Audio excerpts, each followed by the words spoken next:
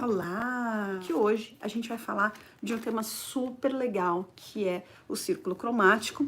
Muitas pessoas me perguntaram, muitas pessoas que já estiveram na Hair School já inclusive tiveram um pouquinho de contato com, pouco não, né? Já tiveram bastante, principalmente o pessoal de Overdose Color, explicações de como que funciona.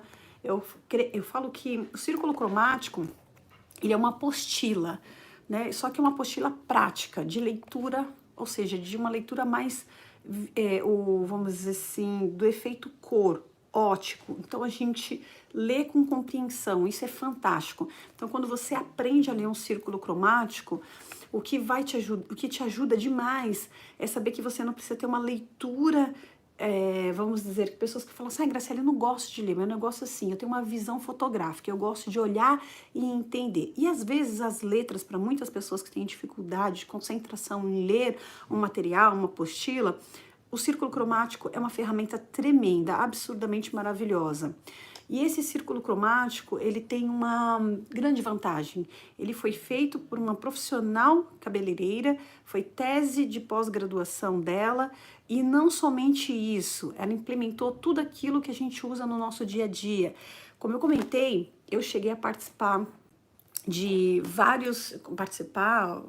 treinamentos, tanto nos Estados Unidos quanto aqui no Brasil, mas mais nos Estados Unidos mesmo, e comprei diversos círculos cromáticos, e esse foi o mais completo, é por isso que é o que eu indico, é por isso que é o que eu falo e vou explicar hoje detalhadamente. Bom, então o que nós temos aqui? Só para a gente compreender, nós temos as cores primárias, secundárias, terciárias, análogas, nós temos cores complementares, nós temos as tríades, nós temos neutralização, nós temos o uso dos mix, nós temos fundo de clareamento e escurecimento. Então, nós temos aqui fundo de clareamento, fundo de escurecimento, altura de tom. Então, nós temos absolutamente tudo que é necessário para que você consiga usar no seu dia a dia. Tudo, absolutamente tudo. E não é somente isso, tá? A gente consegue, através da movimentação, através do giro aqui, você consegue encontrar as respostas que você precisa. Então, começando aqui pelas cores primárias, eu vou colocar dessa forma, não vou desmembrar ela aqui, mas vou deixar dessa forma. Então, analisando aqui pelas cores primárias, nós temos o azul, nós temos o amarelo e nós temos o vermelho. Quando a gente fala do azul, nesse caso, a gente está sempre se referindo ao cinza, tá bom? A nossa referência vai ser sempre o cinza quando a gente falar de azul. E outro detalhe importante dentro dessa escala, quando a gente fala do verde, nós estamos falando do mate, ok? Mate. Talvez algumas empresas não usem esse termo mate, mas é importante que a gente saiba que o verde é representado pela cor mate. Mas vamos falar primeiramente das primárias. Vermelho, e quando a gente fala do amarelo, a gente fala de dourado. Então, a importância de saber o que é o amarelo, que é um dourado. Então, aqui nós temos o azul, representado pelo cinza, o amarelo, que é representado aqui pelo dourado, e o vermelho. Então, essas são as três cores primárias. Mas aqui a gente vai encontrar tudo: primária, secundária, terciária. Isso é uma forma da gente identificar. Até mesmo vou dar um exemplo. Vamos vir para esse caso aqui. Vamos supor que o meu cabelo, ele tem um residual vermelho. Então, eu vou colocar a seta, essa seta aqui, na direção. Então, eu coloquei aqui a seta na direção do processo da cor vermelha. E como que é formada a cor vermelha? Então, através desses pontinhos, você consegue identificar quanto de proporção, quanto tem de vermelho.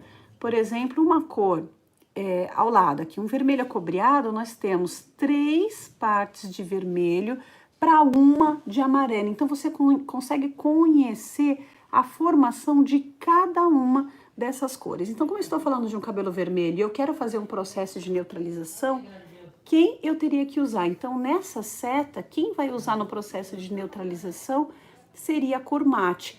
Lembrando que essa cor mate, vocês vão encontrar em algumas colorações com o número 7, ou você pode estar encontrando, mais uma vez, ó, se a gente olha aqui desse lado, deixa eu virar para vocês. Aqui, peraí. Então, nós temos aqui... vocês vão poder... Na verdade, algumas numerações, vocês precisam olhar a marca que vocês trabalham. Aqui a gente pode ignorar até mesmo o nome e trabalhar ou o número conforme a marca que você trabalha. Então, deixa eu voltar aqui. Voltamos aqui para o vermelho.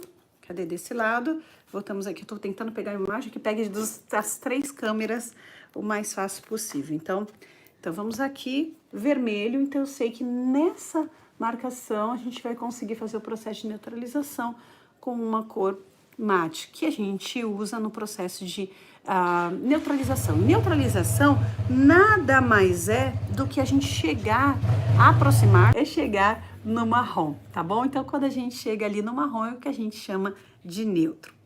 Bom, então, vou explicar bem detalhe por detalhe. Então, a gente falou de primária, vamos falar um pouquinho aqui da secundária. Então, quando a gente fala de secundária, nós estamos falando do laranja, que é representado por quem? É representado pelo cobre. Laranja é representado pelo cobre. Então, quem são as cores secundárias? Então, primária a gente sabe, coelhinho da Páscoa, azul, amarelo e vermelho. Ok, vou subir aqui as mensagens que eu travei. Azul, amarelo, vermelho. Eita, virei tudo aqui. Deixa eu desvirar isso aqui.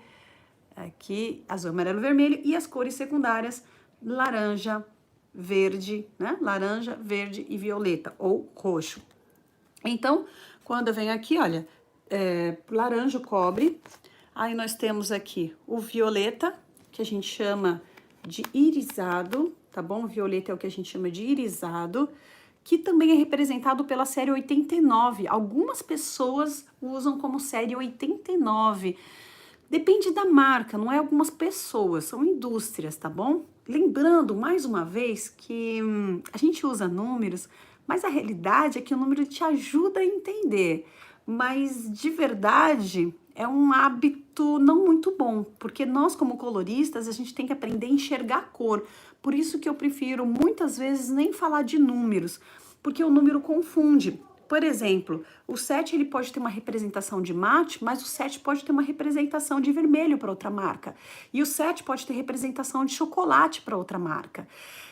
Essa ideia que foi colocada aqui no Brasil, de que a colorimetria ela é uma matemática, até um certo ponto na área do desenvolvimento, sim, mas na parte aplicada eu não concordo mesmo.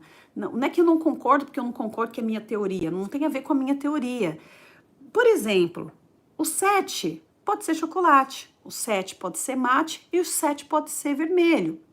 Então, não é algo que, por exemplo, você pega uma tabela periódica e você diz assim, não, hidrogênio é hidrogênio, oxigênio é oxigênio em qualquer parte do mundo, hidrogênio é hidrogênio em qualquer parte do mundo. Por exemplo, ali na tabela periódica não existe uma troca, não existe um outro símbolo, então não existe isso. Só que, infelizmente, existe uma cultura da gente a querer facilitar. Eu digo que são criadas receitas e essas receitas atrapalham.